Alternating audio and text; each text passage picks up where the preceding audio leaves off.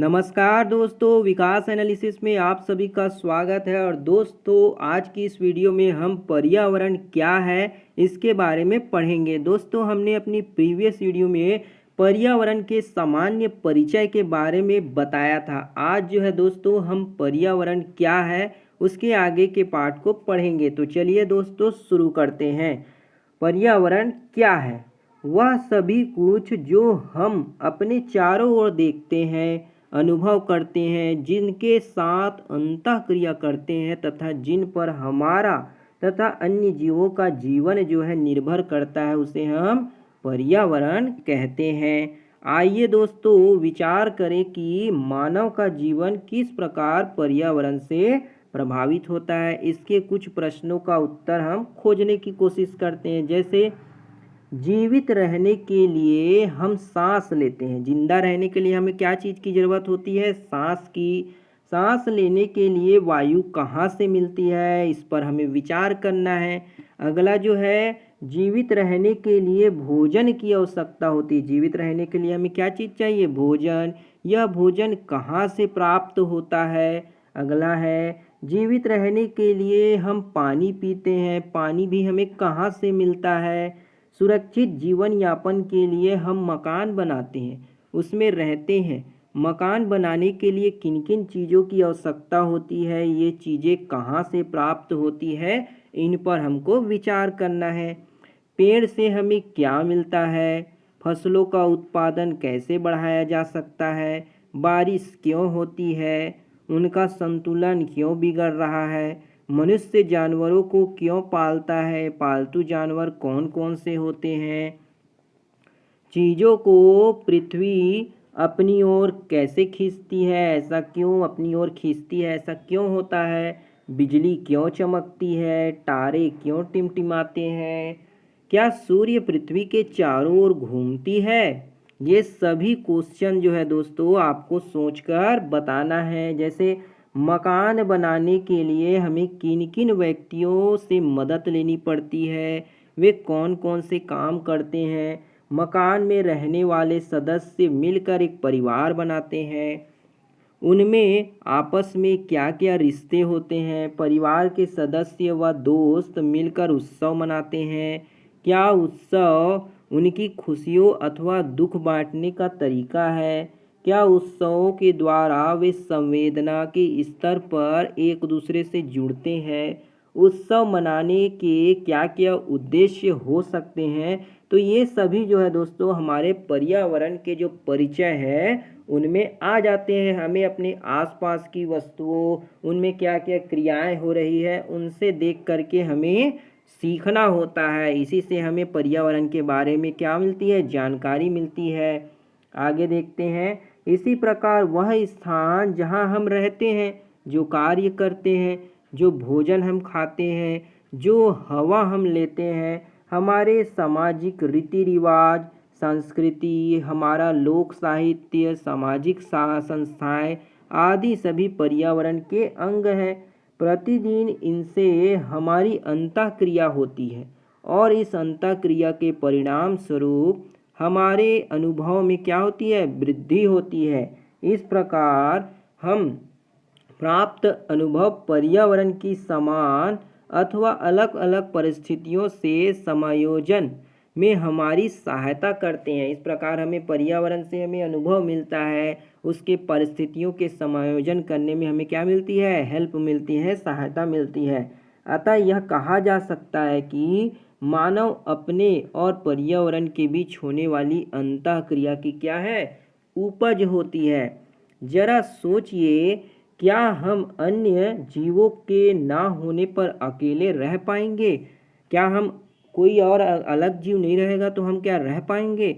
अपना जीवन चला पाएंगे? इसी अंतर्निर्भरता को पहचानना व उसके विभिन्न पहलुओं का अध्ययन करना हम पर्यावरण में अध्ययन करते हैं। इन्हीं सभी जीव जंतु, पेड़ पौधे, आसपास की जो क्रियाएं होती हैं, उन सब के बारे में ही हम पढ़ते हैं। उसी को पर्यावरण के अंतर्गत अध्ययन किया जाता है। अब देखते हैं दोस्तों, कुछ प्रश्न यहाँ पे दिए गए हैं। जैसे, आपके आसपास से ऐसे उदाहरण दीजिए जहाँ मानव पर्यावरण के साथ साथ अंतः क्रियाएं करते हुए दिखता है। मतलब हमें अपने आसपास के क्षेत्र में ऐसे उदाहरण खोजने हैं जो मानव पर्यावरण के साथ परस्पर क्रियाएं करते हुए दिखाई देता है। दूसरा, यदि पर्यावरण से अंतः क्रिया नहीं हो तो कौन कौन सी समस्या उत्पन्न हो सकती है। पर्यावरण के बीच अंतर क्रिया ना हो तो हमें क्या क्या समस्याएं देखने को मिल सकती है। आगे देखते हैं दोस्तों, पर्यावरण के घटक क्या क्या होते हैं। तो पर्यावरण के घटक, पर्यावरण का दायरा बहुत ही विस्तृत और विशाल, बहुत ही बड़ा है और बहुत ही विशाल है।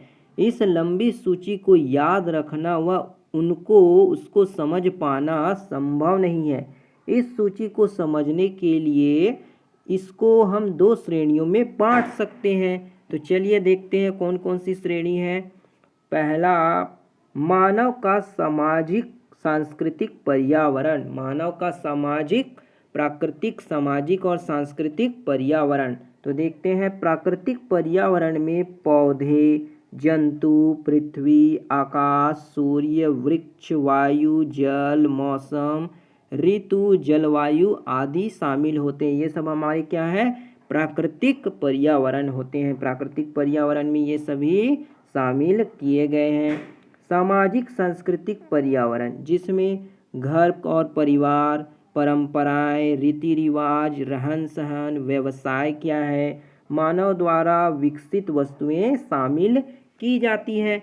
अब पर्यावरण को कैसे बांटा गया है देखते हैं। पर्यावरण जैसे भौतिक, प्राकृतिक अथवा जैव भौतिकीय, प्राकृतिक अथवा क्या, जैव भौतिकीय। और दूसरा है मानव का सामाजिक सांस्कृतिक पर्यावरण, जिसमें क्या क्या आते हैं। पहले देखो, प्राकृतिक अथवा जैव भौतिकी, इसमें क्या आते हैं, निर्जीव, निर्जीव और सजीव, जैसे वनस्पति, पशु, सूक्ष्म जीव, जीवन, ये के सभी रूप होते हैं। इसको दो भागों में फिर से बांटा गया है, जैसे भू आकृति, भू आकृति हो गया, कारक धरातल, मृदा, चट्टानें, खनिज पदार्थ, पानी, पृथ्वी, आकाश और सूर्य, ये सभी निर्जीव में आती है। क्या में आती है, सभी निर्जीव में आती है। जलवायु संबंधित कारक, तापमान, उमस, वर्षा, वायु, ये सभी निर्जीव वस्तु में आती है। और जो हमारे सांस्कृतिक पर्यावरण है, जो मानव द्वारा होते हैं सांस्कृतिक पर्यावरण, उनमें क्या क्या आते हैं, घर परिवार, रीति रिवाज, रहन सहन की स्थितियाँ, परंपराएं, स्वास्थ्य, मूलभूत सुविधाएं, भवन, सड़कें, पुल, पूजा स्थल, जो मंदिर होते हैं, मानव द्वारा निर्मित विभिन्न वस्तुएं, मानव जो है अलग अलग अपनी आवश्यकताओं के लिए वस्तुएं बनाता है, ये सभी आती है मानव का सामाजिक सांस्कृतिक पर्यावरण के अंतर्गत आती हैं। तो आज जो है दोस्तों हमने पर्यावरण क्या है और पर्यावरण के आर्थिक, सामाजिक और सांस्कृतिक पर्यावरण के घटक, इनके बारे में पढ़ा। दोस्तों ये आपको बहुत बोरिंग लग रहा होगा क्योंकि मैं आपको बहुत बेसिक से पढ़ा रहा हूँ, क्योंकि ये हमारे एग्ज़ाम में पूछा जाएगा, इसी से पूछा जाएगा, इसलिए आपको इसे समझते हुए चलना है। और आपको इसके समझे हुए रहेंगे दोस्तों तो आपको परीक्षा हॉल में प्रश्न बनाते समय आसानी होगी। तो इस तरह दोस्तों हम धीरे धीरे आपको छोटी छोटी वीडियो के माध्यम से पूरे पर्यावरण को समझा देंगे।